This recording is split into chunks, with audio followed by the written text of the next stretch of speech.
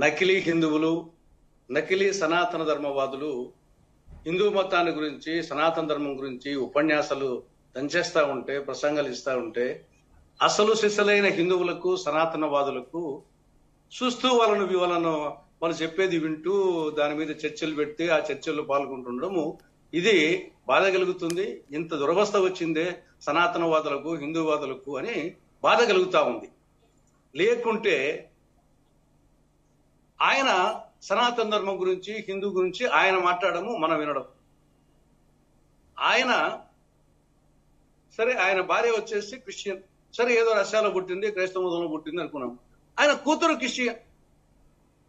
నీ కూతురికి హిందూ ధర్మం గురించి, సనాతన ధర్మం గురించి బోధించలేని నువ్వు ఏదో అమ్మకు అన్నం పెట్టని ప్రభుత్వుడు పిన్నమ్మకు బంగారు గాలు చేస్తున్నట్టు నువ్వు సమాజానికి వచ్చేసి సనాతన ధర్మం గురించి, హిందూ ధర్మం గురించి మాలాంటి వాళ్ళకు, ఆంజనేయ రెడ్డి వంటి వాళ్ళకు చెప్తా ఉంటే మేము వింటా ఉండాలి.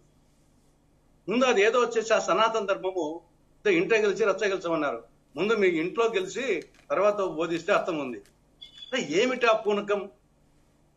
ఒక నిలకడలేని మనిషి, ఒక కన్సిస్టెంట్ లేని మనిషి, అరుపులేంది, కేకలేంది, పూనకమేంది, ఒక పూనకం వచ్చినట్లు ఆయన చెప్తుంటే మనం వినడము, దాన్ని చర్చ పెట్టడము, దానిలో పాల్గొనడము అసహ్యం వేస్తా ఉంది. ఇలా వచ్చేసి హిందూ ధర్మం గురించి మాట్లాడేదని.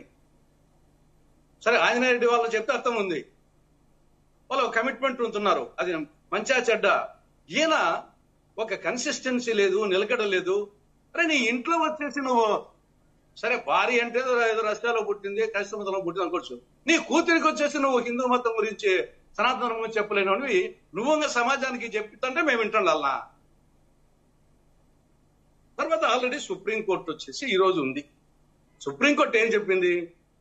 దేవుణ్ణి రాజకీయాలకు వాడద్దు, కల్తీ నెయ్యి వాడినట్లు ప్రాథమిక సాక్ష్యం లేదు ఇప్పటికీ. ఈవోనేమో శ్యామలరావు వచ్చేసి కల్తీ నెయ్యి జరిగింది, వాస్తవమే, నెయ్యి కల్తీంది, కానీ వాడలేదు, వెనక్కి పంపామని చెప్పేసి ఆయన చెప్తున్నాడు. కోట్లాది మంది భక్తుల మనోభావాలకు సంబంధించిన అంశంపై రాజ్యాంగబద్ధ పదవిలో ఉన్నవారు ఇలా మాట్లాడవచ్చా అంటే సుప్రీంకోర్టు వచ్చేసి చెప్పింది. ఈ రోజు వచ్చేసి ఉంది. ఏమంత పూనకం వచ్చినట్టు మాట్లాడాల్సిన అవసరం? ఏదో చెప్పేది సావధానంగా చెప్పొచ్చు కదా. ఆ చెప్పేది కూడా ముందు ఆత్మసాక్షిగా ఉండాలి కదా. అంటే ఆయన చెప్తుంటే మనం వింటూ ఉండాలి. కాబట్టి ఇది తర్వాత హిందూ గురించి చెప్తున్నాం కదా. మాలాంటి వాళ్ళము, ఆంజనేయ రెడ్డి వంటి వాళ్ళు, మేము అసలు శిశులు హిందువులం. కాబట్టి మేము చెప్తే దానికి అంతో ఇంత శాంక్టిటీ ఉంటుంది.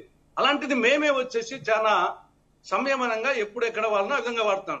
ఈయన వచ్చేసి ఏదో పెద్ద వచ్చేసి ఏదో అసలైన హిందువుకు, అసలైన భక్తునికి నామాలు 3 ఉంటాయండి. నకిలీ మా భక్తులకు వచ్చేసి ఒల్లంత నామాలు, ఆ ఒల్లంత నామాలు ఉన్నట్టు పూనకం వచ్చినట్టు మాట్లాడుతున్నాడు ఆయన.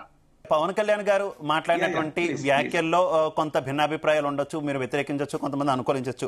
కానీ ఈ సనాతన ధర్మ పరిరక్షణ బోర్డు జాతీయ స్థాయిలో, రాష్ట్ర స్థాయిలో ఏర్పాటు చేయాలన్న ఒక్క పాయింట్ మీద మీ ఒపీనియన్ ఏంటి చెప్పండి. ఇది కొండనాలకు మందు వేస్తే ఉన్ననాలకు ఊడిపోయిందని తయారైతుంది.